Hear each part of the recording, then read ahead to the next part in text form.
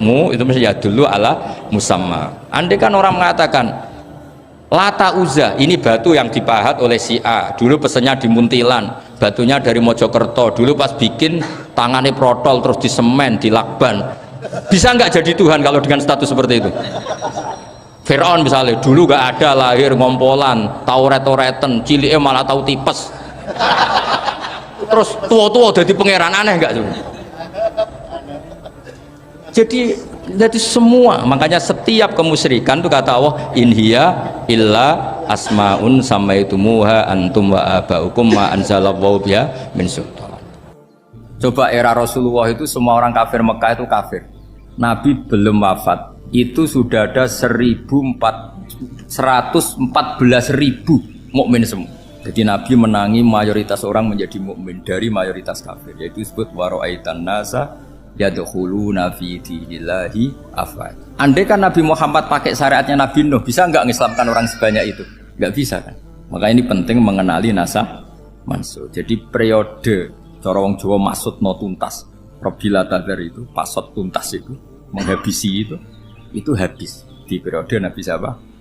Nuh. Syariat itu sudah enggak dipakai lagi, yang dipakai apa? Faman tabi'ani fa innahu minni wa man asani fa innaka ghafurur rahim. Lah Nabi Muhammad ini Nabi yang kena khitab anit tabi millata Ibrahim Hanifah. Jadi masternya Nabi Muhammad itu mentornya Nabi Ibrahim. Sehingga syariatnya ya faman tabi'ani fa innahu minni wa man asani fa innaka ghafurur rahim. Tidak syariat Rabbil tadzar alal ardi minal kafirina daya. Jelas ya. Jadi mengenali nasa manso itu penting sekali, karena kalau ndak Anda halakta wa ahlakta, kamu merusak diri kamu sendiri juga merusak orang lain, karena menfatwakan hukum yang sebetulnya sudah berstatus mansukh, hanya berdasar itu kan syariatnya nabi-nabi dulu. Syariat yang apa? Syariat yang nggak pernah terhapus hanya satu, usuluddin, yaitu tauhid, itu sama. Tapi kalau syariat itu beda-beda, atau furu'iyah itu beda-beda. Yaitu tadi saya beri contoh, era nabi dulu kalau ada pakaian najis dipotong, dibuang. Era Nabi Muhammad dicuci. Orang kafir dihabisi oleh langit. Era Nabi Muhammad nggak boleh, bahkan didoakan Allahumma hdi qaumi fa innahum la ya'lamun.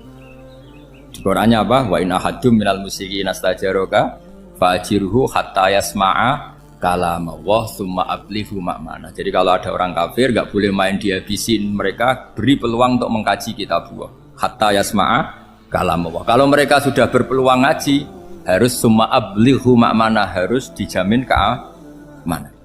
Ya, karena apa? Dzalika bi annahum qaumul la ya'lamun. Bagaimanapun mereka memang karena tidak tahu. Nah, kenapa tidak tahu? Enggak. Karena tadi mereka tertutup oleh kultur yang beratus-ratus tahun. Mbah-mbahnya mereka menyembah batu, menyembah berhala. Ya tahunya itu ya Tuhan. Bagaimana Anda bisa menjelaskan sesuatu yang sudah beratus-ratus tahun, kan tidak gampang. Maka ada periode dimaklumi, apa? Kalau era sampean kan, mosok waktu disembah saking gobloknya orang, kamu lahir kan sudah nyembah Allah, tidak nyembah batu. Bayangkan kalau kamu jadi mereka, wong perut kamu saja disuruh makan pizza sakit kok, karena saking lamanya makan sambal kan gitu. Kamu bilang perempuan Indonesia saja cantik kok, saking lamanya jadi orang Indonesia. Padahal orang Indonesia tanyakan orang Eropa, cantiknya di mana? Kamu lahir di Afrika, bilang orang Afrika itu cantik, tanyakan orang Eropa, cantiknya di mana, hitam gitu kok. Jadi orang itu pasti terkooptasi oleh sekelilingnya. Orang Afrika akan bilang wanita Afrika itu cantik. Coba tanyakan orang Eropa, cantik apa enggak? Blas. Orang Eropa yang kulitnya gitu kata orang Eropa indah, kata sampean. Koyok anaknya kebo katanya kulitnya. Jadi orang itu akan terkooptasi oleh sekelilingnya. Bayangkan kalau semua orang nyembah berhala terus kamu tidak, alasan kamu apa? Kan menentang mayoritas. Dan itu berat. Maka dimaklumi oleh Allah, dzalika bi annahum qaumul la ya'lamun fi manah panyeruarah. Nah, pemakluman ini yang mulai sekarang terkikis. Orang main pukul saja enggak mau ngaji. Enggak mau ngaji Quran secara kafah. Jadi fatwanya Islam kafah tapi ngajinya Quran enggak kafah. Ngambil 1-2 potongan ayat dipakai dalil. Jadi Islamnya inginnya kafah tapi ngajinya Quran enggak. Kalau kafah ya hafal 30 juz itu. Kalau mau kafah ya hafal berapa? 30. Makanya saya sering bilang, saya sering dinasihati orang karena belum tahu saya ini hafal Quran.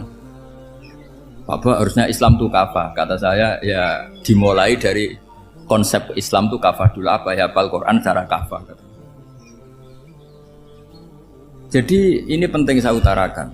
bahaya sekali orang mengenali Islam tanpa mengenali nasah mansukh. Karena beberapa syariat Nabi sebelum kita itu berstatus mansukh. Terus contoh berikutnya, ini nasah mansukh antar Nabi apa khusus internal Nabi? Antar Nabi aja nggak selesai nih sampai. Contoh yang paling keren mungkin cowok semua senang. Nabi Dawud dulu istrinya berapa? 99. Nah itu kalau masih halal itu kan berarti jenengan tuh punya istri berapa? Wah itu kan ngeri betul. Punya satu aja repotnya gitu apalagi berapa? Punya 99. Terus kamu bilang gini, ini kan syariatnya Nabi Dawud, Nabi kan bisa diikuti. Pernah ada periode di mana seperti itu boleh. Jadi makanya mau tidak mau ngenali nasah mansukh itu harus. Kalau ndak ya kamu masih berkeyakinan boleh beristri berapa? Nah ini penting saya utarakan. Makanya Sayyidina Ali itu kalau ngetes calon mubalek, kira-kira kalau Kemenak dulu inginnya apa? Sertifikasi apa? Mubalek. Itu tanyanya gitu. Ta'rifun an-nassa wal mansukh, kamu apa tahu nasah mansukh? La.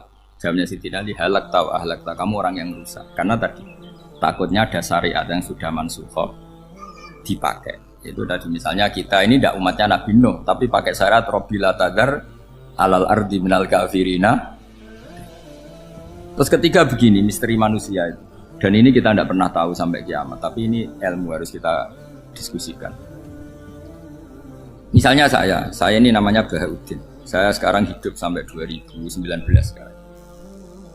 Kan hanya Allah yang tahu berapa turunan saya sampai kiamat dan statusnya kayak apa. Donald Trump juga gitu. Donald Trump itu sekarang kafir, tapi kita tidak pernah tahu nanti turunan keberapa ada yang Muslim. Lah turunan yang calon Muslim ini diletakkan di mana kita tidak tahu. Yang jelas kalau kamu bunuh itu katut itu. Artinya gini, logika membiarkan orang kafir itu ya ada logikanya. Logika membunuh karena mereka mau membunuh kita ya ada logika fikihnya, karena kalau kita ada membunuh dibunuh. Makanya semuanya hukum ini terus bergantung al-hukmu yaduru ma'ilatihi wujudan wajib. Di sini terus dipertemukan. Makanya semua nabi itu kalau yang namanya membunuh pasti pas perang saja, karena ini kondisi yang memang pilihannya hanya dua, kalau nggak dibunuh ya membunuh. Ada duel lah itu. Maka ini butuh kajian fikih dan orang nggak boleh subjektif dalam hal ini. Saya ulang lagi, tidak boleh subjektif. Karena tadi orang yang kamu katakan sekarang misalnya Zaid, kamu itu bodoh sekali. Kenapa bodoh? Nggak hafal Quran, nggak pernah kuliah, nggak pernah ngaji. Ternyata Zaid ini bersemayam calon anak yang alim alama hafal Quran, namanya Umar, tapi masih jadi sperma. Suatu saat Zaid itu punya anak alim alama, kan banyak orang tidak bisa baca Quran punya anak hafid, banyak nggak di Indonesia? Banyak nggak petani yang punya anak dekan? Petani punya anak dekan, yang dekan punya anak naik kelas saja susahnya bukan main. Banyak kan? Nah ketika dibalik nanti ada dekan punya anak goblok, yang petani punya anak dekan, pinter mana? Kita tidak pernah tahu, makanya ini kan ya sudah, kalau nggak pernah tahu ya bilang saja wallahu alam, kan selesai. Daripada keminter keliru kan ada wallahu alam. Makanya cerita favorit guru saya Kiai Haji Maimun Zubair itu punya apa namanya Kiai Zubair. Itu cerita favoritnya itu ada santri namanya Soleh. Soleh itu alim alam. Orang Madura itu cara berpikir kan kalau kiai saja alim seperti itu, apalagi bapaknya. Pas bapaknya main ke pondok, santrinya ada ribuan. Bapaknya main ke pondok itu. Sholat tuh ya gak bener, gak sesuai sunnah Rasul lah kira-kira gitu. Sudah sholat tuh gak bener, apa-apa gak bener. Masih ditakwil sama santri Madura, karena orang Madura itu kultus. Mungkin khilaf itu satu khusus, pokoknya perlakuan khusus. Suatu saat saking bodohnya orang itu, kenceng tuh pinggir musola. Wah ini gak bisa ditakwil lagi, akhirnya gak bisa ditakwil tuh gak. Wah ini sudah gak bener ini, gak bener. Singkat cerita santri tadi gak kuat matur ke kiainya, Pak Yai, jenengan sealim itu kok bapaknya segoblok itu. Kenapa? Ya, dia kencing pinggir musola. Oh bapak saya itu pinter sekali. Kok bisa? Karena beliau yang memutuskan saya mondok sampai saya jadi alim alama seperti ini. Yang bodoh itu mbah saya. Yang bodoh itu mbah saya.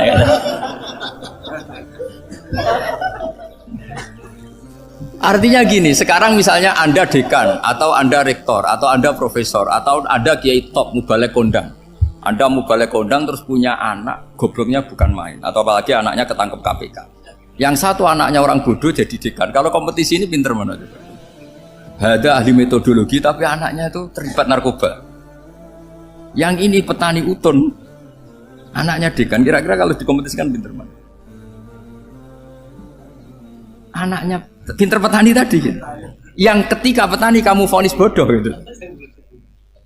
Tapi siapa tahu kalau ini menyimpan calon. Paham ya? Kita tidak pernah tahu. Makanya Quran selalu ngajari dalam ilmu sosial itu wa in adri la'allahu fitnatul lakum wa mata'un ila. Dalam ilmu sosial itu kita harus jawab tidak tahu. Karena mudah. Makanya saya tadi pagi ngaji di direktorat saya bilang, saya pernah diprotes orang, Gus kamu udah jelas 01 atau 02. Ya saya jawab, manusia itu makhluk yang paling gak jelas.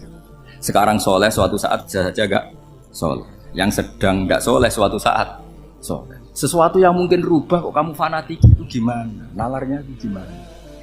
Coba kita tahu dulu Wahsy itu pembunuh Hamzah, akhirnya mati mukmin ya enggak? Padahal orang yang sangat dibenci Rasulullah karena membunuh Sayyid siapa? Hamzah. Sa'labah yang tukang itikaf di masjid akhirnya su'ul. Kita enggak pernah. Nah kalau enggak pernah tahu ya enggak usah terlalu fanatik biasa. Kayak jenengan seneng saya itu ya saya enggak tahu sampai kapan ya. Saya seneng sampean sampai kapan ya? Kayak suami istri. Pas nikah harmonis bulan madu sampai kapan bertanya. Yang jelas paling awet itu pasangan jelek itu pasti nggak awet. Makanya jadi guyonan pasangan itu jangan baik-baik gak awet, kalau jelek itu ternyata maksudnya cantik sama ganteng itu suatu saat pasti jadi jelek. Yang jelek sama jelek pasti jelek terus. Makanya jadi guyonan.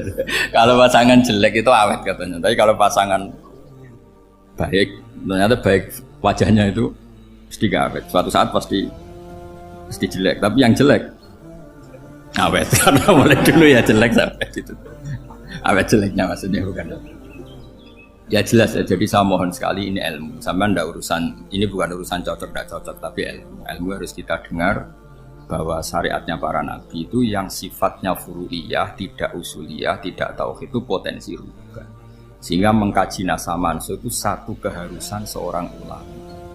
Makanya setiap ada syariat nabi hal hadis syariah mu'abbadah amla, mansukhah amla. Karena potensi itu tinggi. Kita tahu dulu semua nabi sholat menghadap apa? Baitul Maqdis. Era Rasulullah dipindah ke Ka'bah. Tapi kalau kamu katakan total Baitul Maqdis ya tidak juga. Nabi Ibrahim mulai dulu madhabnya ke Ka'bah. Tapi kalau Nabi Musa ke Baitul Maqdis. Terus kamu bilang ini 01, 02 ya ada memang syariat jadi sesuatu yang furu'iyah. Nah, kenapa ini furu'iyah? Jawabannya sederhana. Ketika seseorang menghadap Ka'bah itu menghadap batu apa menghadap Allah? Allah. Ketika menghadap Baitul Maqdis hakikatnya menghadap Allah apa menghadap Baitul Maqdis? Allah. Maka menghadap Ka'bah itu sebenarnya masalah furu'iyah. Yang masalah usuliyah adalah inni wajjahtu wajhiya lilladzi fataras samawati wal ardh. Yang permanen adalah menghadap Allah Subhanahu wa taala. Cuma secara prosedur syariatnya secara zahir menghadap Ka'bah. Maka potensi rubah karena ternyata itu furu'iyah, untuk kiblatnya itu furu'iyah. Yang permanen adalah menghadap ke Allah Subhanahu